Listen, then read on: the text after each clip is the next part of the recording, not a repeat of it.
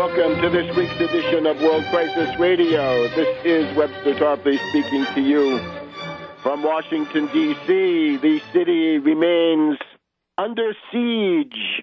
Reactionary and fascist Republicans are finding that their fascist phalanx front is splintering to some degree. They are running scared in some cases. They're afraid that their super rich predatory backers, including the Koch brothers, the Koch brothers, are cutting them off from their funding. But the government remains closed, and the progress towards national bankruptcy and total chaos, disarray, and panic, all of that continues to go on. And all of that is real enough, despite the very stupid propaganda of the libertarians themselves, a creation in large part of these same wealthy predators. Here we are. It's Friday, the 11th of October already, and we have the following situation. On Wednesday of this week, the Koch brothers put out a statement specifying that they don't support strategies causing default, causing national bankruptcy, causing an interruption of payments on the U.S. national debt. The Koch brothers attempting to control the Frankenstein monster, this Tea Party, which they themselves created with hundreds of millions of dollars so far.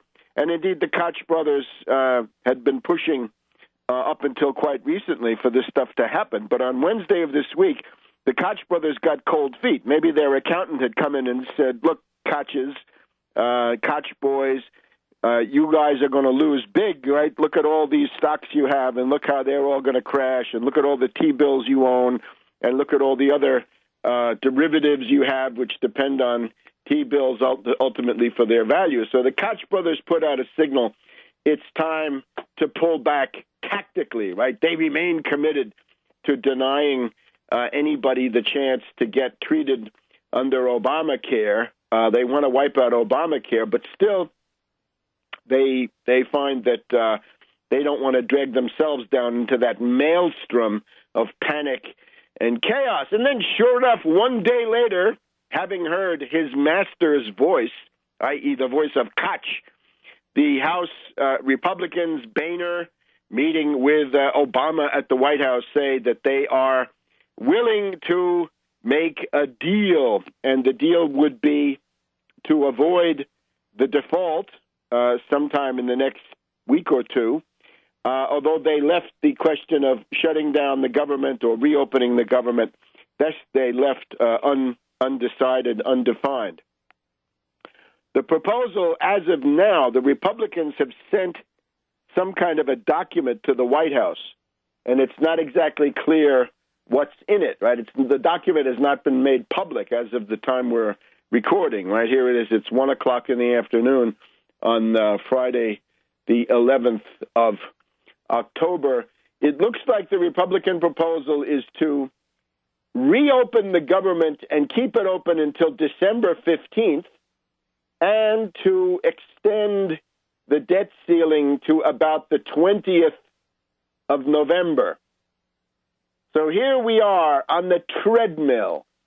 In the springtime, if you go back and look at these broadcasts or look at my Twitter feed, I warned against a reactionary fascisto-Republican strategy, which would be to bring the U.S. government to the brink and keep it there, keep it in a situation of permanent crisis, try to wear down, demoralize, disorient their opposition, and try to impose their killer cuts that way. Because remember, that's the issue. The Republicans are the party of killer cuts. They say so. They've all agreed to the Ryan budget, which has got the killer cuts. Some of them demand the Rand Paul budget. That has even more killer cuts. there's also the Republican House Study Group, which is full of killer cuts. I don't know whether they're worse or whether Rand is the worst, but this is what they're after. And it's not really a matter of the deficit. It is simply the idea, on the one hand, they don't want to be taxed to pay for those programs, and they want the American workforce destitute and forced to work for whatever these predatory plutocrats choose to offer. They want you as an abject slave, serf, and so forth. Anything that gives you a safety net to fall back on, or any other kind of means of tempering this crisis and the ananke, right? The need, the penury of this low wage economy. They're devoted to a low wage economy. Everything that interferes with a low wage economy has got to go, because that interferes with the low wage economy. It's got to be a low wage economy, and you're on your own. So that's what they're fighting for. Make no mistake.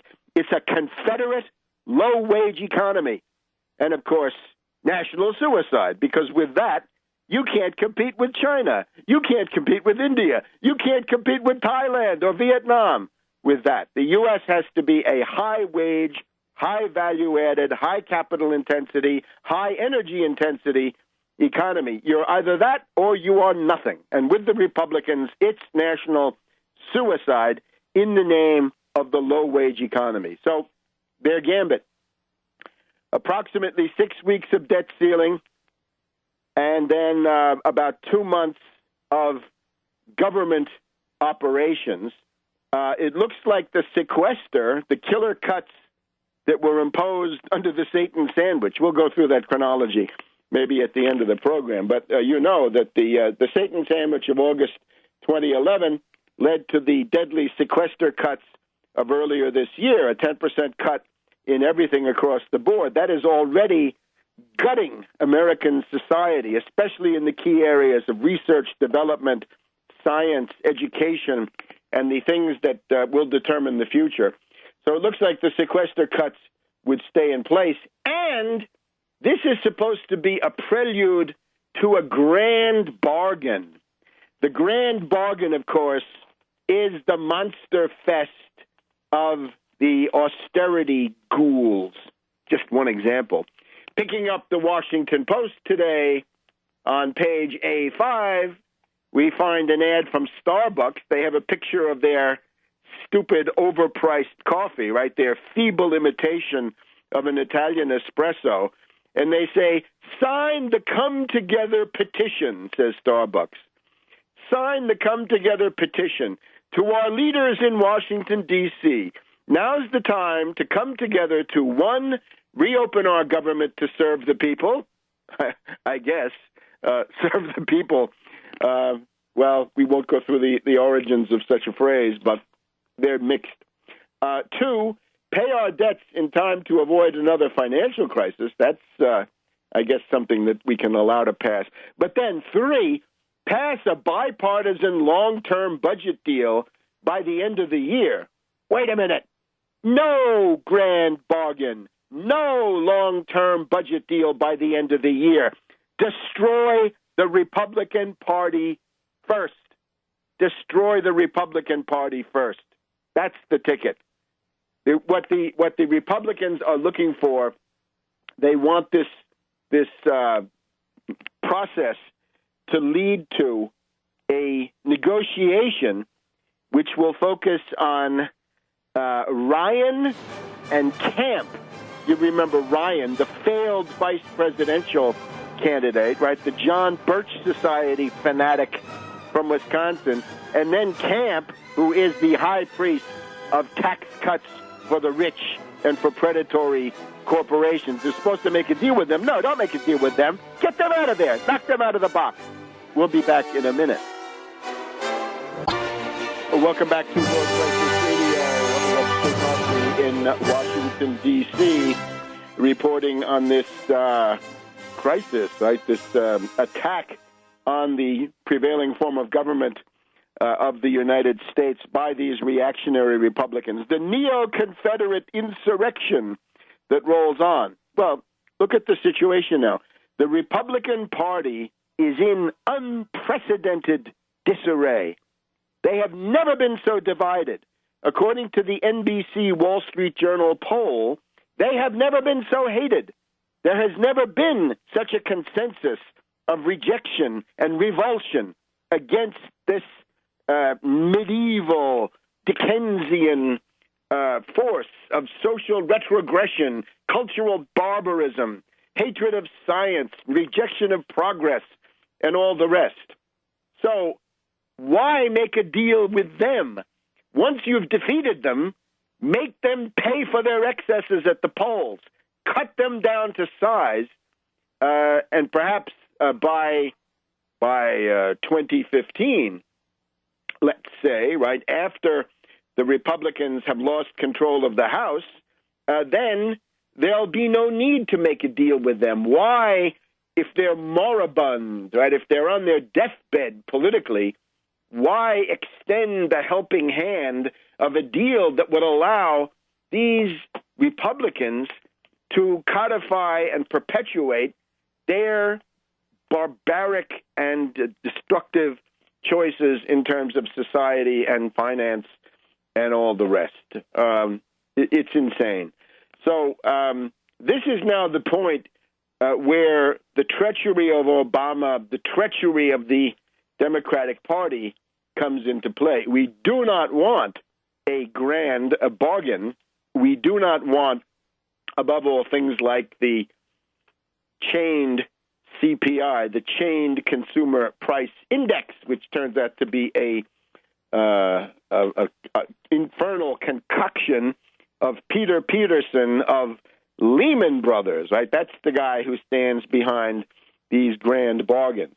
So let's look at it now. The background of this situation, according to the New York Times, the shutdown was planned for quite a number of months. Key parts of the planning were the reactionary Koch brothers.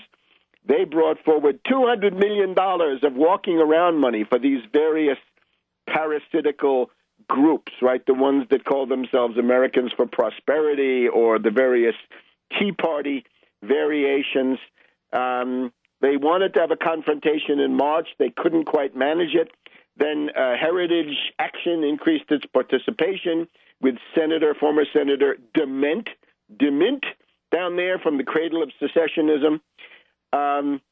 This article, I would say, should be enough to haul the Koch brothers before a Senate committee and force them to testify about their subversive activities. Remember the House Un-American Activities Committee? It was run by anti-communist McCarthyites and so forth. But now we have the Koch brothers, who actually are subversive, right? They actually are tampering with the system of government. Haul them before Congress, make them testify. The fact that this has not happened already, with the Democrats, supposedly the enemy of these characters, controlling the Senate, indicates that the Koch money speaks louder, perhaps, than the constitutional implications of what the Koch brothers are doing. In other words, these wealthy predators, reactionary individuals, they've got to be knocked back on their heels. They've got to be put on the defensive, right? They are obviously as arrogant and as impudent as ever through ALEC and through their other operations. I told you this was the story last week. It goes, it's not from Tinker to Evers to Chance. It's from Koch to DeMint to Cruz and then on to these clueless myrmidons in the House, right? The Amash and Yoho and others, right? People of that ilk, people of the Bachman stripe. All right. So the Koch brothers, however, on Wednesday say that they've had enough. There's also, around this time, you've got an op-ed from Ryan where Paul Ryan, the Republican, the reactionary running mate of Romney, Romney comes forward and says, well, he doesn't even mention it. He just says, let's by implication, let's drop this Obamacare stuff and get back to our basic killer austerity, killer cuts demand. So as of Thursday, we've had euphoria in the stock market, right? 300 points plus Another interesting element of the background of this, according to Harry Reid, Boehner, the Republican Speaker of the House, Boehner is a liar. Boehner had made an arrangement, a deal, an agreement with Harry Reid that if the Senate agreed to extend the killer cuts in the sequester, then it would be possible to avoid the government shutdown and pass the so-called clean continuing resolution. It would simply extend the existing levels of funding of the federal government.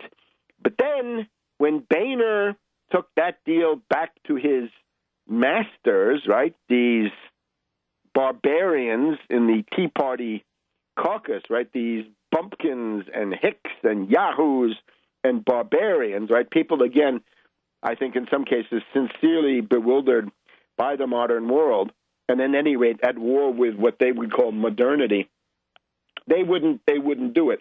What this proves is that negotiations with Boehner are not just wrong in principle, they are a fool's errand in practice. A deal with Boehner gets you nothing. You can't make concessions to Boehner. His word is worthless. His commitments are worthless. He's a pathetic puppet. I think the evidence is actually mounting that Boehner is a high-grade alcoholic. You can see the little hints from people who seem to know, right? The stuff about the booze fumes wafting up to the press gallery.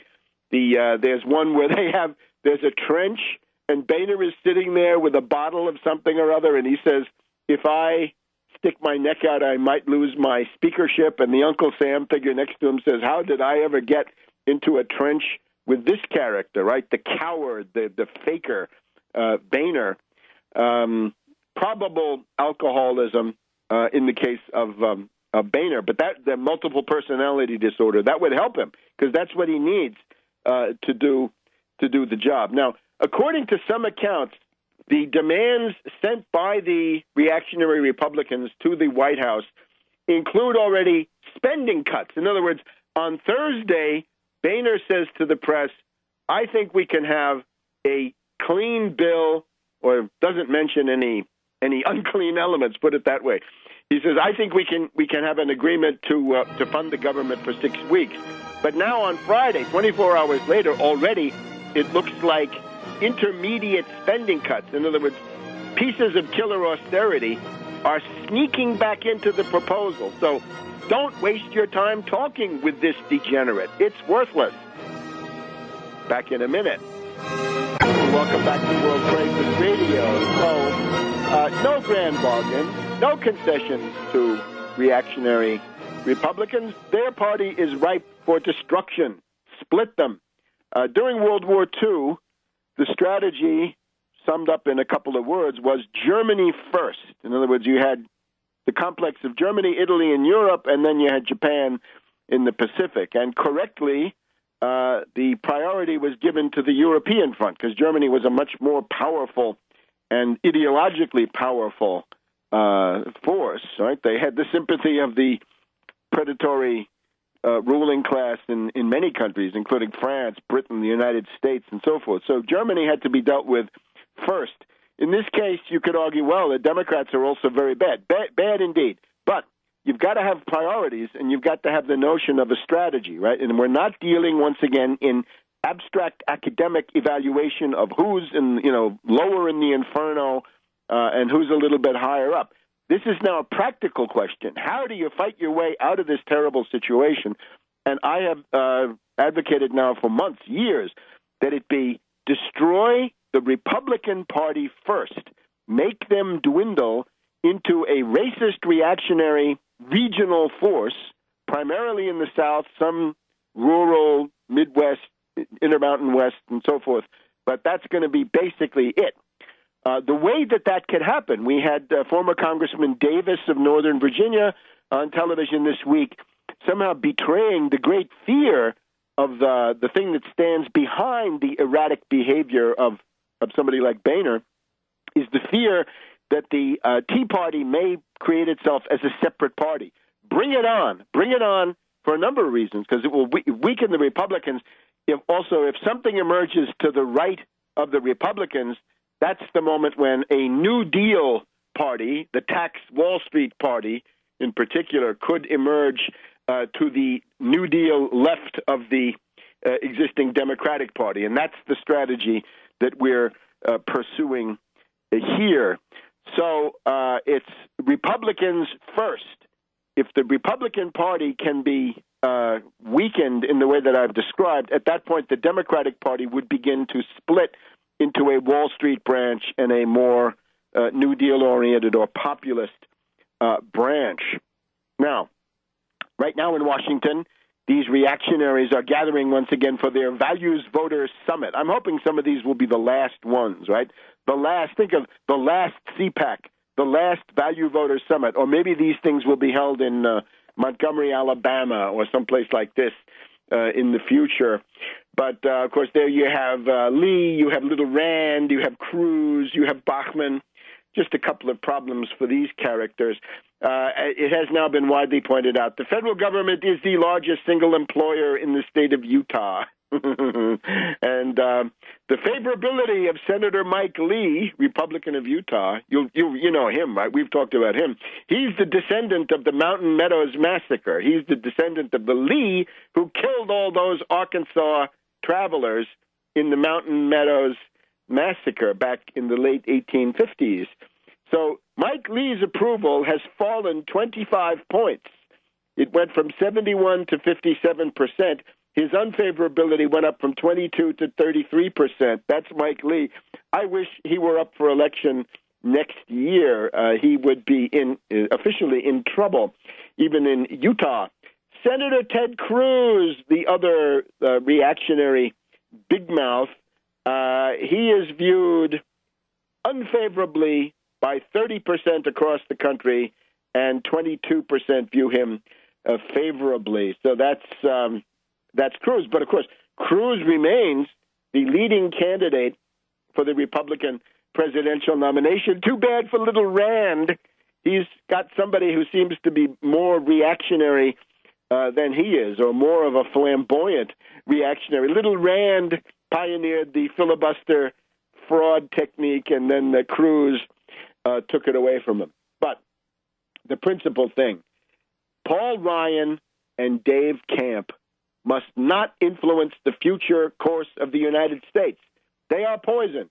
Their obsessions with debt, austerity, destruction of the social safety net, gutting of all the investments that are necessary in these soft and hard infrastructure areas, they represent national suicide. They represent sabotage and the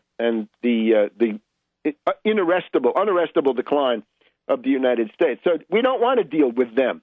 And this, of course, we also have to issue our warnings to Obama now. Obama, this is where you are tempted to go for the grand bargain. This is where you're tempted to bring out the chained consumer price index.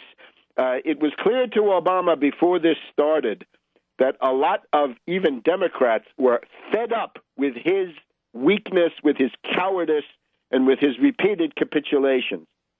And a lot of people were horrified by the way Obama refused to fight, right? Oh, he didn't want to get out of his comfort zone. To hell with your comfort zone. Think of the comfort zone of those little people who are being crushed by your unprincipled compromises. So no to the chained CPI. The third rail lives. The third rail remains active. You touch Social Security, that's the end of you. That, of course, after all of this posturing, which I hope is going to be kept up, no negotiations. If you go from no negotiations to I'll give you the chain CPI, that's curtains. That will lose your base, and the same Republicans who are now on the ropes will be back, energized to impeach you and perhaps even to remove you from office, because you will be horrified. Think about what happened with Larry Summers, the rebellion of the Democratic senators who refused to accept Larry Summers. That's a small hint of what it would be like if Obama decides to sacrifice Social Security to make a deal with these gangsters who are going down anyway. Again, give it 18 months, or even less. Give it what, 13, 14 months. Those guys will be on their way out. So don't make a deal. Don't rush to make a deal now. Wait until they've paid the price at the polls for their current excesses. So also remember this stuff about the grand bargain, right? This is Peter Peterson, right? The main reactionary. According to him, remember, entitlements caused the crisis of 2008. How could that happen? 2008, of course, is caused by derivatives speculation, right? The abolition of Glass-Steagall, and above all, the legalization and deregulation of derivatives in 2000 by Phil Gramm of Texas, with the help of Clinton, of course, and Rubin. All of that stuff, that's the cause. But Rubin says, no, it's because we have a deficit and we've got to destroy the social safety net. Peterson has put $500 million, $500 million, into his notions of the grand bargain. Peterson, not only was he head of Lehman Brothers, which is where the crisis started some years after he left, but he had been the head of the New York Federal Reserve. Peterson appointed Geithner, who then was the head of the Federal Reserve later on, his successor. So that's where the derivatives cancer got its start. Now, the Republicans are an unpopular minority. They're attempting to use these gangster methods to impose their will. And in the process, we're seeing, once again, the libertarians are nothing but shills for the Republicans. That's all they are. They're reactionaries with a little bit of narcotics sprinkled on top, perhaps. Interesting, we cited last week this former Republican, Michael Lofgren, and he's the guy with the neo-Confederate insurrection that sums this up, I think, quite well. He also has this phrase, rube bait. I've described this in the past, right? You look at these issues like guns, God, gays, abortion. What do you think the Koch brothers care about guns, God, gays, abortion? They don't care anything. That's rube bait. That's to get, low information, naive rural voters to vote for them. What the Koch brothers care about is taxes, regulations, and making sure they don't get indicted. And in order to do that, you got to put out plenty of rube bait. Libertarians are largely rube bait these days. Back in a minute. Welcome back to World Crisis Radio. This is Webster Tarpley in Washington, D.C. The city under siege, not just from government shutdowns and possible bankruptcies, but we've also got a bunch of loony truckers driving around the Beltway. They're going around in circles, right? We had bikers, we have truckers, we were going to have riflemen. My heavens, what a time it is here in Washington. But now, time to go to New York City, right? We want to get the update on the Tax Wall Street Party, right? The thing that leads out of this terrible situation, the Randy Credico campaign. And let's get Daniela Walls to come in. Daniela, we have about 20 minutes. We have two of these segments, so please give it to us straight. Okay, so we're going to do two. Sorry, I didn't mean to laugh and interrupt the truckers, riflemen, and bikers. So New Yorkers, Webster, are under the spell now of another well-marketed Wall Street machine candidate we're seeing with the de Blasio made to look like a man of the people. I'm afraid with de Blasio will be, like you say, Webster, they are setting themselves up for tragic disappointment. De Blasio came out this week in a private speech to 800 of New York's richest people where he called himself a fiscal conservative and made it clear that there's no reason for the elite to feel threatened by his policies. And much of what he said on the campaign trail was nothing more than rhetoric. You found me that article yesterday, Webster, titled Wall Street Coalesces Around Progressive Activist Fiscal Conservative Mayoral Candidate. The article said since winning the Democratic primary by such a steep margin, de Blasio has now aggressively turned to winning over the city's elite. I told you in another episode how de Blasio was regional director for the Department of Housing and Urban Development, HUD, under the Clinton administration. Well, he reassured his rich audience the other night that he intends to continue the right-wing policies that netted the city's aristocracy unimaginable wealth during the Clinton years. The article said his populist rhetoric and token gestures at alleviating social inequality were merely intended to divert growing anger amongst the city's working-class population and head off a social explosion from below. If this country was almost on the brink of revolution after the Bush years, if they didn't pacify it with Obama, and the same thing is happening in New York City, where there's the steepest wealth divide in the world. They knew if they didn't feed the people some progressive rhetoric, now things were set to get ugly, but it's all talk. During de Blasio's speech to the wealthy the other night, he took back earlier denunciations of Bloomberg and heaped repeated praise on Bloomberg for creating jobs and affordable housing and diversifying the economy. It's absolutely ridiculous, Webster, and criminal. We have to get a reaction from Katrina vanden Heuvel and the people at The Nation now that their golden boy has shown his true reactionary banker Wall Street clone colors. Yeah, we need vanden Heuvel to elucidate us. But this is absolutely ridiculous, Webster, because the city's wealth divide and homelessness is worse than it's ever been before in the city's history. So, and this is what de Blasio is lauding. He's shockingly lauded this part of Bloomberg's record. The average cost of a one-bedroom apartment under de Blasio's affordable housing plan has now emerged to be over $2,000 a month. Like I said when we discussed that it wasn't going to be affordable for people making the minimum wage. Well, that's what they're coming out with now. It's over $2,000 a month.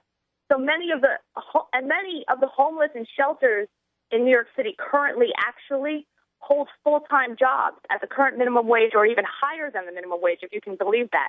So there's full-time employed people living in New York City's homeless shelters currently, 50,000 of them. The median wage has fallen steeply since 2007, while the median apartment prices kept rising, and that's been the recipe for leaving more homeless in the city than ever before, Webster. And also funny is that de Blasio made the choice to skip the televised debate with Loda and Carry on the night he met with the city's elite, because de Blasio arrogantly figures that he has the people in his pocket now because he's 50% ahead in the polls. And instead, the priority was to use that evening to pander to these hedge fund CEOs and media moguls. He met privately with Lloyd Blankfein, our favorite, from Goldman Sachs, and reassured him. He met with the CEO of Viacom and Rupert Murdoch and Mort Zuckerman. He got a standing ovation from these top parasites. So moving forward, the best that I can do is I'm imploring listeners to watch some of the YouTube campaign ads we've made. You can watch these ads on the homepage of Randy's website at creditcode2013.org. If we can raise money here in the closing weeks, we'd love to put one of these ads on the air. Daniela, why don't you give us a quick summary of some of these, so people get the idea that, do a little, the Barker routine, get them to go in. So each of the YouTube commercials we made pertain to a separate issue in the campaign, whether it's stop and frisk, financial dictatorship, the police state, or prison industrial complex, or poverty.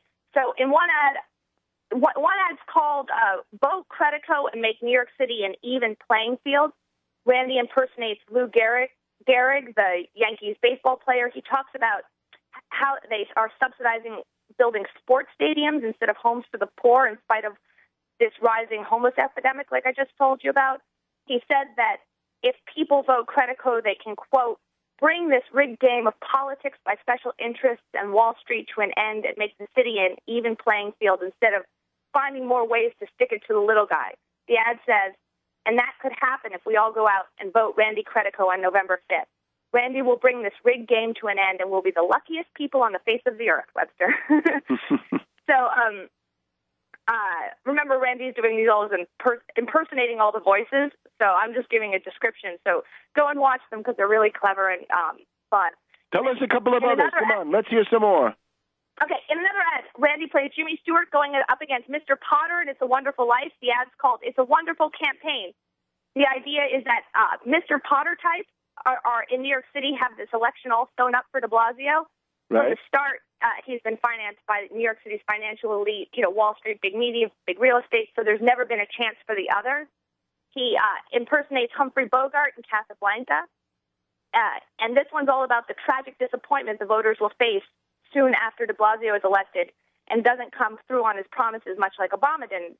Humphrey Bogart says to Ilsa that if she, quote, votes for de Blasio, one of these days she'll regret it. Maybe not today, maybe not tomorrow, but soon and for the rest of her life. Because de Blasio won't touch the real elite, on Wall Street that control everything in the city and our politicians. So, Daniela, these are now the television spots ready to go, and all we need is the money to get them on the air on actual broadcast TV, right? Exactly. So that's what I'm saying. If we can raise the money here in the closing week, we'd love to put one of these ads on the air. We'd love to be in a position to be able to buy a couple of ads between now and November 5th for local cable TV. Randy made the ads humorous and hard-hitting at the same time, and those are the kind of things that if a New Yorker sees in the midst of all these, typical machine political ads, people will be like, have you seen the Credico ad? But right now, it's hard to spread them on YouTube, but if we can raise a little, we can get them on TV, even if it's late night. One other point, you've got one in Spanish? Oh, yeah. Well, we have the Sandinista Reagan ad in Spanish. I'll tell you about that in 1 second. Should I tell you? This was going to say that we need donations in order to do this. Go right ahead. If people can donate, like I've said before in other episodes, there's a donate button on the homepage of Randy's website at credico2013.org. And if people could take a few moments to post a comment and plug Randy's candidacy, make sure to include his website address, credico2013.org, or text Wall Street Party's website address in your comment, textwallstreetparty.org, on any article pertaining to the New York City mayoral race or New York City radio station websites or New York City network news websites, because hundreds of thousands of New Yorkers read these comments, Webster. The purpose of commenting on these big platforms, try to find the biggest you can, is to remind people that Randy is also running. And, okay, Daniela, we've got the hard break coming up. We're gonna hold you over now until the next segment after the news. Come back for another 10 minutes. Sure. Welcome back to World Crisis Radio. Webster Tarpley here in Washington, D.C., and we're looking at the New York City mayoral election. This is the big one. This is the important one nationwide, because this is where the new party is emerging, the Tax Wall Street Party. Daniela, let me just point out that article that you were mentioning. This is from a somewhat dubious source. You notice there are two things that are wrong with the article. They don't tell you that de Blasio is a clone of Soros and was from the beginning and from before the beginning. In other words, guys like that are groomed months or years in advance. It's not like he's changing his, he's tacking towards the center because of normal political stuff. It's that he was a Soros clone all the time. The other big problem with the article is they don't talk about Credico, because he doesn't measure up on their Trotskyist scale of positions or whatever it is they have. So there we go. I picked the valuable information out of that article and disregarded the rest. But yeah, we were talking about the purpose before of commenting on big platforms, being to remind people that Randy is also running and has running, which, like you said, they're blacking him out everywhere and blacking out his platform. Our objective here in the closing weeks is to get Randy's name in front of as many New York voters as possible. I think the silver bullet would be to get one of these ads I was talking about on New York City cable. If people use their own creativity, they can think of many ways to do this, much better than ways I think of. The ad you were referring to, that with the help of donations, we aired this ad in Spanish on late-night Spanish radio spots, was when Randy impersonates Reagan, coming back, weighing in on this recent Sandinista limited hangout that happened a few weeks ago. The ad's called Reagan Scorns Sandinista Takeover of New York City, and Reagan goes into lengthy detail about Randy's record in Nicaragua and ends by saying Randy wants to tax Wall Street and give it to the poor. I'm telling you, Reagan says, Credico is well armed with lots of dangerous ideas. If you see him walking in your neighborhood, notify the authorities. that there's a man on the loose who wants to help the poor. And we got a lot of calls from people who heard that and said it was really shocking and funny. Great. Do you want to hear about a few more ads? Or please do. A little bit about. I have a little bit about the other candidates. Anything you want to ask me? But okay. So Randy plays Richard Nixon, who says that he and Joe McCarthy and Roy Cohn, quote, popped up from hell today to give advice to the Republican candidate Joe Lhota. They urge Lhota to stop wasting his time smearing de Blasio because nothing's going to stick to him since he's backed by the financial elite, and Nixon tells Lhota that he should go after the real progressive Randy Credico. And then my favorite, and I think this will be your favorite, is when he impersonates Reverend Al Sharpton, where he has Sharpton start out by saying, "Hi, I am the Reverend Al Sharpton. I'm not a progressive, but I often play one on TV, and that is why I'm supporting Bill de Blasio for mayor, because Bill de Blasio is not a progressive either, but he plays one on TV, like me. He'll never criticize President Obama, no matter how many people die in foreign wars or rot in federal prison. So I suggest you vote for the guy who plays a progressive on TV, Bill de Blasio, and don't bother voting for the real progressive, Randy Credico." So that's the Sharpton one. And then finally, we've got Bill Clinton urging everyone to vote for Bill de Blasio because de Blasio worked for Bill Clinton and went along seamlessly with all of his policies, including ending welfare and overturning Glass-Steagall. So Clinton says, if you want more of the same, then do not vote for Randy Credico on November 5th. Vote for a Clinton Democrat, Bill de Blasio. So that's our ads, but obviously I did a bad job representing them. So please go to the website. They're right in the center of the homepage, and you can watch them all and share them. And that sounds great, Daniela. That sounds very effective. Now, here's what people have to think about, right? Get that on TV in New York, right? Get that into Blankfein's face. Get that into Jamie Dimon's face. Get it into Bloomberg's face and Soros's face. Let them come home and turn their TV on and have that blaring out at them. So send them a message. And lucky for people out there, by giving money to this campaign, you can do that. So the campaign has done all the work. The last step is missing. People should send in contributions and do it now and generously. And then don't complain in the future if you didn't do it, if everything goes to hell. Yes, thank you, Webster. Getting on cable, I think, is going to be the silver bullet. And people can also post these ads on Jamie Dimon's Facebook page. They can post them. They can tweet at him. You can find big, like you're having this big truckers. There's nothing to it, Daniela. It's right. Nothing. It's four cats in a corner. Okay, but I used that Facebook page because it had hundreds of thousands of like clicks, and I used it as an opportunity to post stuff about Randy's campaign. And I said, "What are you guys going there protest? What is your list of demands? What's the point of all this? Just to block traffic? Then you're no better than Occupy, just blocking the park. And I wrote a comment, and I said, and I put down our platform, and I said, do you have a 1% Wall Street sales tax? Are you planning on nationalizing or seizing the Federal Reserve? Instituting protective trade tariffs, all of our things, parity agriculture, Medicare for all. What's your point, guys? Are you there to strengthen Social Security, or is it just more whining or a stunt? And it seems like so many of these things are just stunts. What did they get? I think they said they were going there to arrest Congress people who will all be hiding. It's just so. It's a counter gang. We got to get this straight. Those guys are a counter gang, right? Who knows how many provocateurs have seeded those ranks? If you listen to this program, I will. I'm going to get to them in a segment. This is the way the CIA overthrew Allende in Chile, starting with truckers. The good news is though that they got about 30 or 40 trucks on the Beltway in the morning rush today, and that was their one chance, right? If they weren't out in the morning rush today, they're going to be nowhere. I think it is somehow linked to that biker incident in New York City and some other things. But let's not waste time on that. Let's get back to the Credico campaign. Now, the other big thing is to what extent the Tax Wall Street Party is spreading, and you have some news on this, right?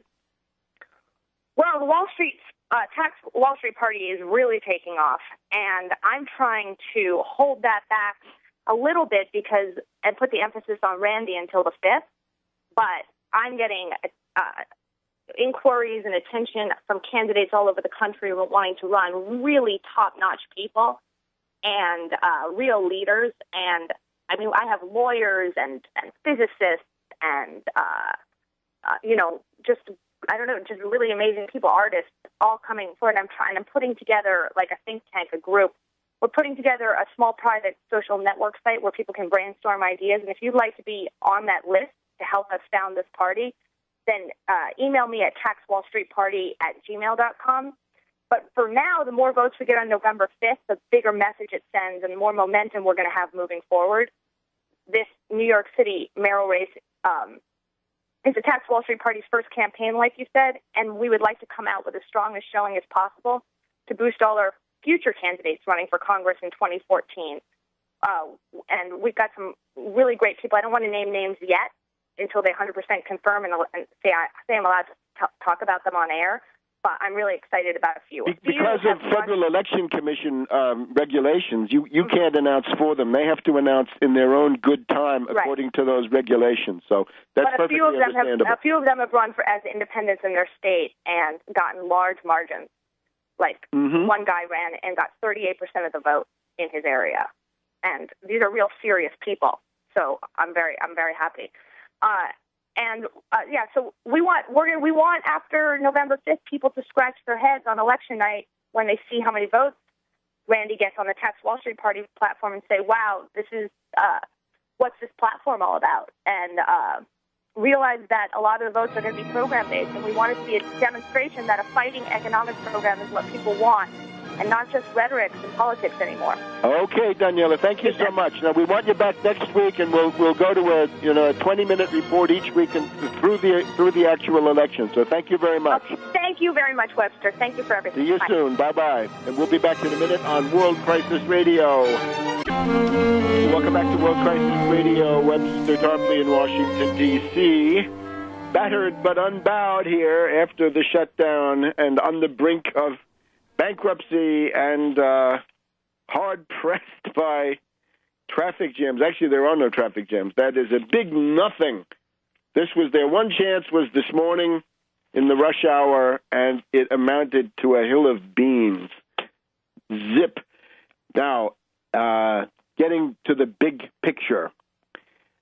We all know Sister Agnès Mariam de la Croix, Sister Agnès Mariam of the Cross. She is a Melkite religious. She's a Melkite Christian nun. Melkites being a Greek Catholic liturgy, and they are united with the Roman Pope, Francis.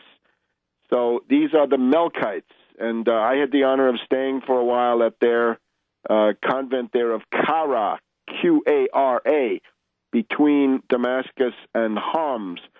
Agnès Mariam of the Cross, extremely active internationally, UN Human Rights Commission, and other events.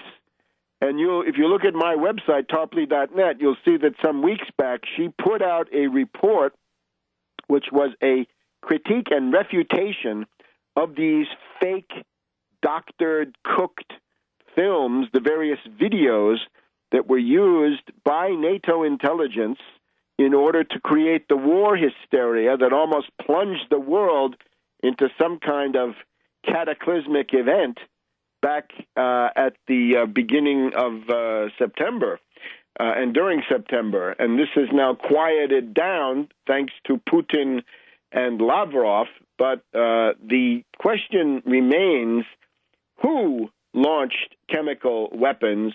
Who is responsible for the events of August 21st in Ghouta, in the suburbs, the western suburbs of Damascus? It's not so far from where I stayed there during the time that I was there almost 2 years ago. So Sister Agnès Mariam de la Croix put out this report essentially pointing to the fact that uncovered, ignored by the Western media, there had been a massacre and a mass kidnapping in the Syrian port city of Latakia on the coast of the Mediterranean, mainly Alawites over there, right? Ancient port, it's well known. So she says that the children, the victims that you see in these grisly videos, were cynically used as props by propaganda technicians, by these al-Qaeda killers, in order to create this frame-up, right, this carefully pre-planned provocation, as the Russian Foreign Ministry said. So you can see that on my website. The heart of the article, the heart of the argument is this Latakia question. Now, Sister Agnes Mariam has forced Human Rights Watch, who were supporting the bombing. Human Rights Watch was in favor of bombing Syria to hell. They were coming in as shameless auxiliaries of the U.S. State Department, right? Stooges and valets and toadies for Skull and Bones Kerry. Human Rights Watch has now been forced to put out a report in which they acknowledge, they admit that the events in Latakia in the first week of August, with about 200 murdered and 200 kidnapped, were done by our wonderful heroes of democracy, the Free Syrian Army and the wonderful pro-democracy, anti-Assad fighters. So this is a tribute to the power of what Sister Agnes Mariam, with the little help from her friends, has been able to do. Now, the good news here is you want to do something about this here in North America. Well, Sister Agnes Mariam is coming between late October, I think she'll be here during the last week of October, until the first week of December. And if you want to look into this, there is a solicitation online if you want her to come to your institution, your university, your city, your part of the country, Canada too, certainly, Mexico, I would think also. Anywhere in North America seems to be the framework. Then you can do it. Now, since she is not supported by the Rockefeller, Ford, and other foundations, it will require contributions. But if you want to look into this, you go to www.syriasolidaриtymovement.org, www.syriasolidarymovement.org, Mother Agnes Mariam, and you get the details of when she'll be here and how you can, basically the political message she'll be bringing, and then this question of scheduling, which involves a commitment to help pay some of these expenses. So if you wanted to add an extra leg to the trip, then what can you contribute? And remember, you should come forward in any case, because if you're in, Portland, Oregon or something, it may be that other forces that you don't know about in your community have already invited her, and therefore you can simply join with them. So that, I think, is going to make a big difference. It's also important to point out, we'll have more about this in the future, but I urge you to look into that, the Syrian Solidarity Movement website. Syrian Solidarity Movement website is the place to go. SyrianSolidarityMovement.org. Find out all about the trip of Sister Mother Agnes Mariam Delacroix. And now the other thing, of course, is that the lies about Syria have been very dense, and we've got an interesting article today in that same Washington Post that the talking heads that you saw advocating the attack, many of them totally corrupt, totally paid for. How about Stephen Hadley, reactionary Republican, a Bushman, former NSA director for Bush, a forceful advocate for the strikes on Bloomberg television, but he's linked to Raytheon that would be selling the Tomahawk cruise missiles that would have been the leading edge of the attack. Hadley has gotten $128,500 in cash compensation from Raytheon in a year. He's also part of Rice Hadley Gates, an international strategic consulting firm. And, of course, some of these people got op-eds in the Washington Post, so the Washington Post very embarrassed saying, oh, Hadley contributed an op-ed, but, of course, his opinions were not colored by his association with Raytheon and by the $130,000 in cash. Are we nuts? Back in a minute on World Crisis Radio. Welcome back to World Crisis Radio. So, Sister Agnes Marie, I'm going up against Human Rights Watch, the head of that, warmonger, repeatedly on television, demanding that the bombings start already. Interesting story here. Turns out that General Anthony Zinni of the Marines is not exactly clean. He's on the board of directors of BAE Systems. He was chairman of the board of BAE Systems from 2009 to 12. Gets to be on television, although he was at least something of a dove. And General Jack Keane, retired General Jack Keane, former Army Vice Chief of Staff, big warmonger on Fox News. He was going up against others who were not warmongers there. He's part of the Institute for the Study of War. Notice not peace, but war. But, of course, he's been on the board of General Dynamics for quite a while, another contractor for the destroyers in this case, which would have been the ships there in the front line. Maybe they would have gotten sunk by a Yachons, but then that's fine. General Dynamics will build you new ones at Bath Iron Works. So all of this corruption. So if you're sick and tired of that corruption and double dealing, get Agnes Mariam of the Cross to come to your community, because she really believes in what she's doing, and this is the cause of humanitarianism. It's God's work, if you want to look at it that way. However you want to describe it, it's peace. Now, the U.S. is in an alliance with the Muslim Brotherhood. This is absolutely fundamental. You look at Syria.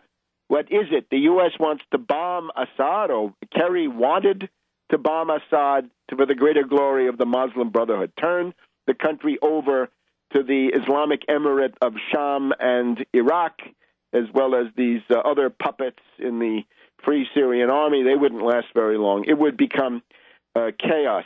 Where this leads, we see in the case of Libya, right? We don't need to go into the details except to say the chaos, the anarchy, the breakdown, the failed state in Libya was all predictable, predicted by me from there in real time, before the fact. So we've got Ali Zaidan, the prime minister of Libya, kidnapped and then released by one of these 150 armed goons who took him out of the Corinthian hotel, right? One of the more luxurious ones there. Not the one I stayed at, but one of the more luxurious ones. So that's the future. In other words, that's a failed state. And, of course, from the point of view of NATO, they can even just get by with the oil that's being extracted from offshore drilling platforms, and the rest of the country can go to hell.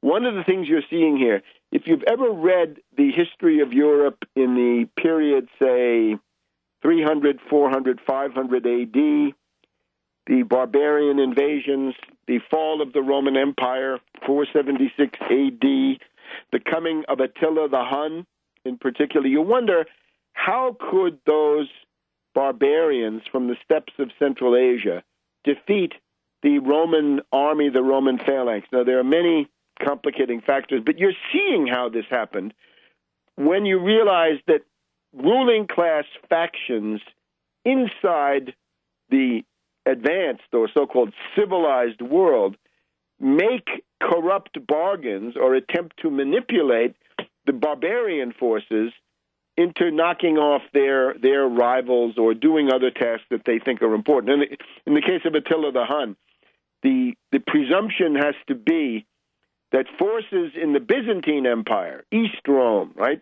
over there in Constantinople, they essentially told Attila the Hun, don't attack us. Oh, no, we're not worth attacking. Go attack Rome and leave us alone. And here's some help in doing so, right? Here's some money or some supplies, or here's some intelligence above all, right? There's even, I think it's the Beards, Charles and Mary Beard, who point out that the Venetians were they were created in this way, right? This is where they emerge. But Attila the Hun comes forward. How could he do these things?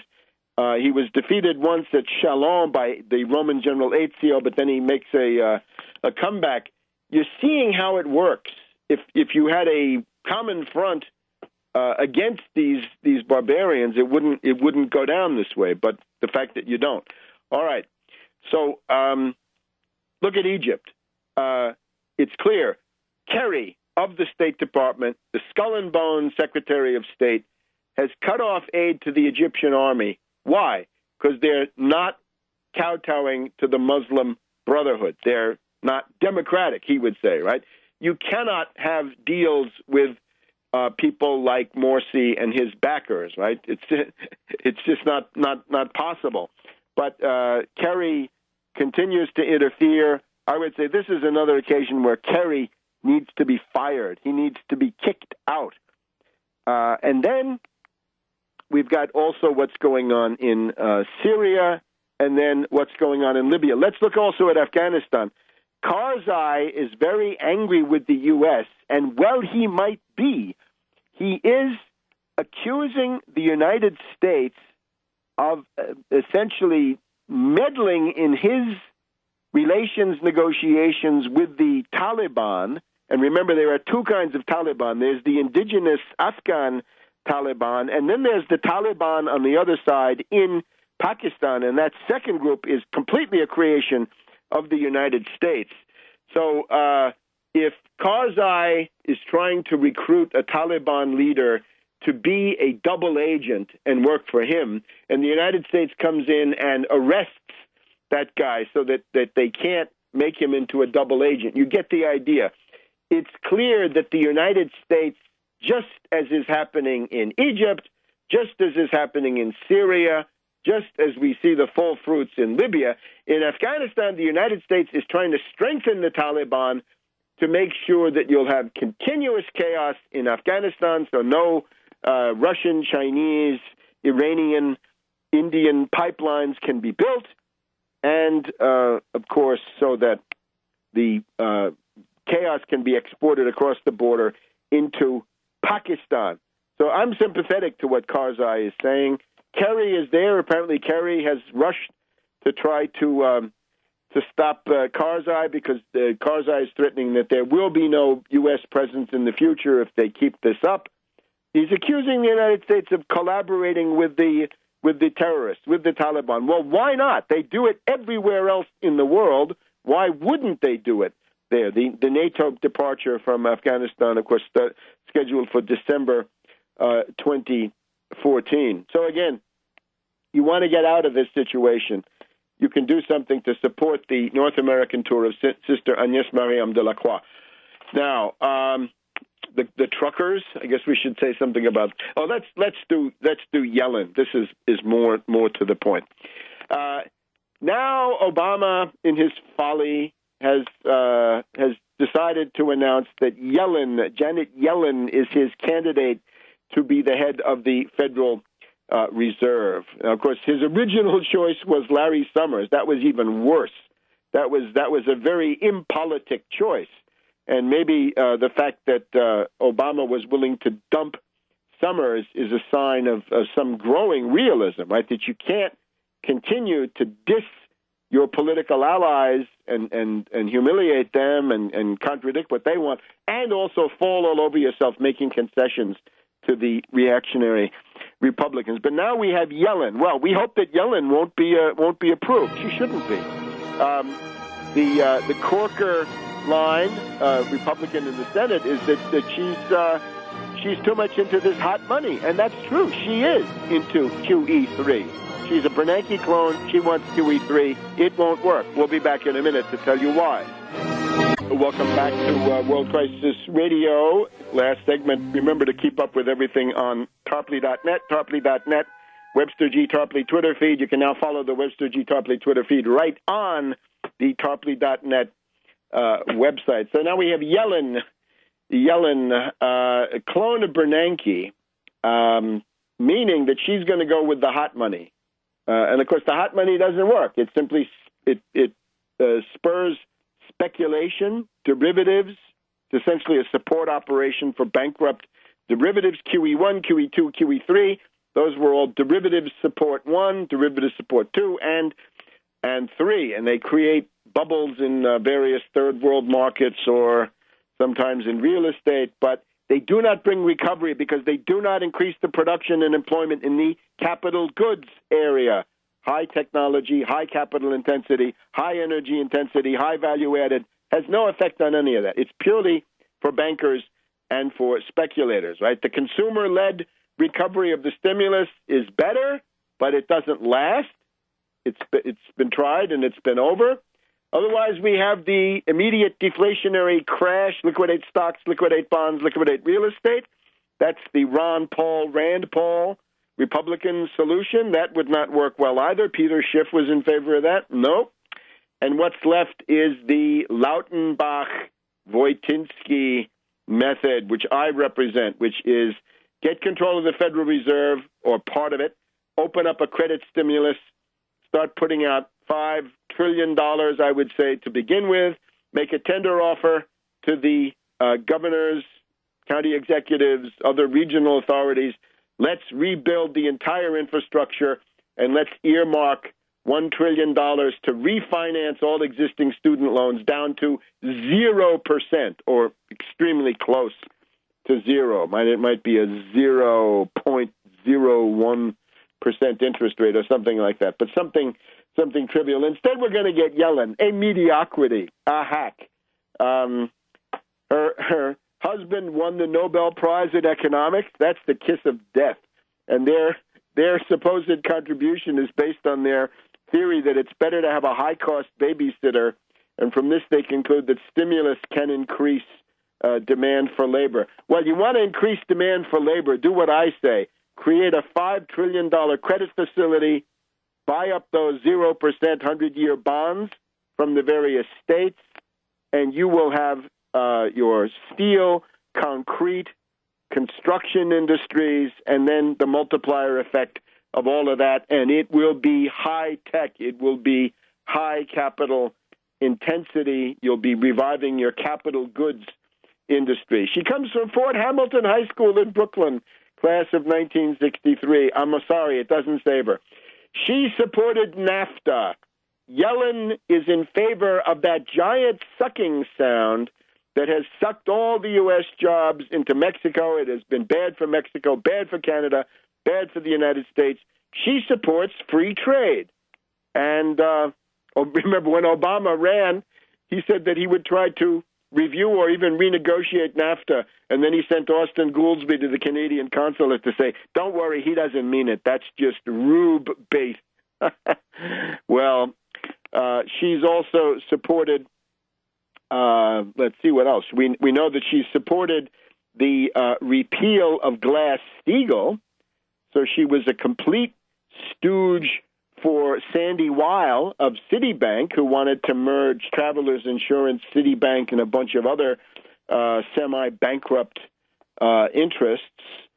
And she's essentially incompetent. She's also an austerity ghoul. She's in favor of the chained consumer price index. She wants to, in the good Peter Peterson or bad Peter Peterson tradition, she wants to gouge working people to maintain these bankrupt structures of derivatives. So no to Yellen. And instead, I recommend, please join the campaign on Twitter, Tarpley for Fedhead. Tarpley, the number 4, Fedhead. Tarpley for Fedhead on Twitter. Put some of that stuff out. No to Yellen. Yellen should withdraw in the way that Summers already did. And we mentioned before the truckers. Well, the truckers, it amounted to nothing, but it could have amounted. We don't know. A couple of them were arrested by state troopers, I think, in Virginia, less in Maryland. Back in October 1972, in Chile, the CIA pioneered the use of truckers for destabilization and coup. The CIA is known to have paid several $1 million to the owner-operator truckers and other truckers of Chile to begin a strike to shut down the nationwide transportation to begin the overthrow of Allende. And after that, you had the pots and pans revolt. So we go from the truckers to the pots and pans to a military coup that brought in Pinochet. We ought to go back and ask those Chilean truckers, do you think that was a good deal? You thought Allende was the end of the world, but now after all those years of Pinochet, what do you think? Then in the mid-1970s, you can look back in the LaRouche publications of the day, and you will see something about FASH, the Fraternal Association of Steel Haulers, the Overdrive magazine, that's still around, and this guy Mike Parkhurst, who by now is getting on in years, and his group called the Roadmasters, and how they seem to be trying to do something along the lines of what had been done in Chile. Well, of course, when you get to these things, when you get to a bunch of people riding to Washington that they want to arrest members of Congress, they want to impeach the president because he's not living up to their idea, their primitive, distorted idea of the Constitution. That's not so good, right? First time as tragedy, subsequently as farce, right? Rome, October 1922, Mussolini's March on Rome. Could have been dispersed, but no, the king wanted it. He wanted Mussolini, so that was that. Paris, September 1934, the attack on the French National Assembly by all the reactionary and fascist and monarchist groups, and it almost succeeded, right? A thin line of cops were the last thing left. So you look at this and you say, well, aren't we getting a pattern now? And don't you think government agents have a role in this? One is this New York City biker event, when you have a bunch of bikers surrounding a car, and then it turns out that quite a few of the bikers are undercover cops. Doesn't that mean that the cops were running the bikers, right? The Hells Angels were being directed by the cops to act as provocateurs in the name of what? We had the Kukesh story here some months back, right? What was that, right? To come into Washington with a brigade armed with rifles, what would that have looked like? And now we have the truckers. Again, the main thing about this is that it didn't amount to anything, but it is disturbing. And you also have this thing with the bikers who came forward and said, oh, we're going to shut down the Million Muslim March. We're going to shut down what became then the Million American March Against Fear, which I attended. But the bikers were driving by, but they never really did anything to try to interfere with somebody else's free speech on the National Mall. So 5 minutes of ridicule is probably enough for a lot of this right now. The other thing is, look at somebody like Petraeus and wonder what his relation to all this is. General Petraeus has been contested again in Los Angeles. Good. Accused of war criminal General Petraeus status in a demonstration there after a bunch of people in New York City were arrested and beaten up because they dared to protest this new Julius Caesar, the new Bonaparte and Bonapartist coming on. So now we're left with the question of the party systems, and we've talked about this. There was a Republican one from 1896 to 1932. There was the best one we've ever had from 1932 to 1968. And then from 1968 to 2008, we had the Southern strategy. The Southern strategy is now ending. And what we're seeing is the death rattle, the death throes of that. The Republican Party is a Potemkin village. It depends on money, courts, vote fraud, Fox News, a whole apparatus necessary to continue the illusion that there really is a Democratic Party, maybe a Republican Party. Maybe that will collapse over the weeks ahead. See you soon. Back next week with World Crisis Radio. And don't take any wooden bitcoins. Economy. You're either that or you are nothing. And with the Republicans, it's national suicide in the name of the low-wage economy. So their gambit. Approximately 6 weeks of debt ceiling, and then about 2 months of government operations. It looks like the sequester, the killer cuts that were imposed under the Satan sandwich. We'll go through that chronology maybe at the end of the program. But you know that the Satan sandwich of August 2011 led to the deadly sequester cuts of earlier this year, a 10% cut in everything across the board. That is already gutting American society, especially in the key areas of research, development, science, education, and the things that will determine the future. So it looks like the sequester cuts would stay in place. And this is supposed to be a prelude to a grand bargain. The grand bargain, of course, is the monster fest of the austerity ghouls. Just one example. Picking up the Washington Post today, on page A5, we find an ad from Starbucks. They have a picture of their stupid, overpriced coffee, right? Their feeble imitation of an Italian espresso. And they say, sign the Come Together petition, says Starbucks. Sign the Come Together petition. To our leaders in Washington, default sometime in the next week or two, although they left the question of shutting down the government or reopening the government, they left undecided, undefined.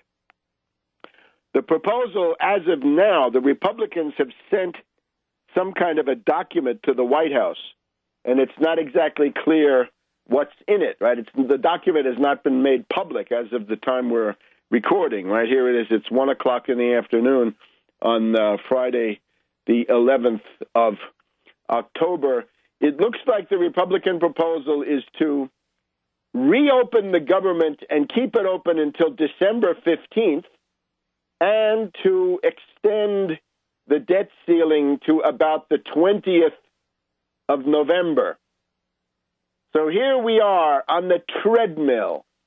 In the springtime, if you go back and look at these broadcasts or look at my Twitter feed, I warned against a reactionary fascisto-Republican strategy, which would be to bring the U.S. government to the brink and keep it there, keep it in a situation of permanent crisis, try to wear down, demoralize, disorient their opposition, and try to impose their killer cuts that way. Because remember, that's the issue.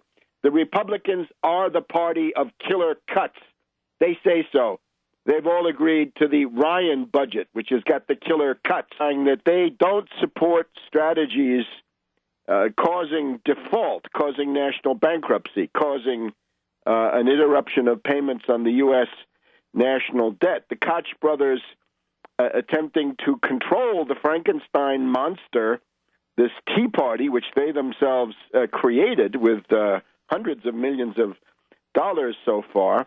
And indeed, the Koch brothers had been pushing up until quite recently for this stuff to happen. But on Wednesday of this week, the Koch brothers got cold feet. Maybe their accountant had come in and said, look, Koches, Koch boys, you guys are going to lose big, right? Look at all these stocks you have, and look how they're all going to crash, and look at all the T-bills you own, and look at all the other derivatives you have, which depend on T-bills ultimately for their value. So the Koch brothers put out a signal. It's time to pull back tactically, right? They remain committed to denying anybody the chance to get treated under Obamacare. They want to wipe out Obamacare, but still they find that they don't want to drag themselves down into that maelstrom of panic and chaos. And then, sure enough, one day later, having heard his master's voice, i.e. the voice of Koch, the House Republicans, Boehner, meeting with Obama at the White House, say that they are willing to make a deal, and the deal would be to avoid some of them demand the Rand Paul budget. That has even more killer cuts. There's also the Republican House Study Group, which is full of killer cuts. I don't know whether they're worse or whether Rand is the worst, but this is what they're after. And it's not really a matter of the deficit. It is simply the idea, on the one hand, they don't want to be taxed to pay for those programs, and they want the American workforce destitute and forced to work for whatever these predatory plutocrats choose to offer. They want you as an abject slave, serf, and so forth. Anything that gives you a safety net to fall back on, or any other kind of means of tempering this crisis and the ananke, right? The need, the penury of this low wage economy. They're devoted to a low wage economy. Everything that interferes with a low wage economy has got to go, because that interferes with the low wage economy. It's got to be a low wage economy, and you're on your own. So that's what they're fighting for. Make no mistake. It's a Confederate low wage economy. And of course, national suicide, because with that, you can't compete with China. You can't compete with India. You can't compete with Thailand or Vietnam with that. The U.S. has to be a high wage, high value added, high capital intensity, high energy intensity. Welcome to this week's edition of World Crisis Radio. This is Webster Tarpley speaking to you from Washington, D.C. The city remains under siege. Reactionary and fascist Republicans are finding that their fascist phalanx front is splintering to some degree. They are running scared in some cases. They're afraid that their super rich predatory backers, including the Koch brothers, the Koch brothers, are cutting them off from their funding. But the government remains closed, and the progress towards national bankruptcy and total chaos, disarray, and panic, all of that continues to go on. And all of that is real enough, despite the very stupid propaganda of the libertarians themselves, a creation in large part of these same wealthy predators. Here we are. It's Friday, the 11th of October already, and we have the following situation. On Wednesday of this week, the Koch brothers put out a statement specifying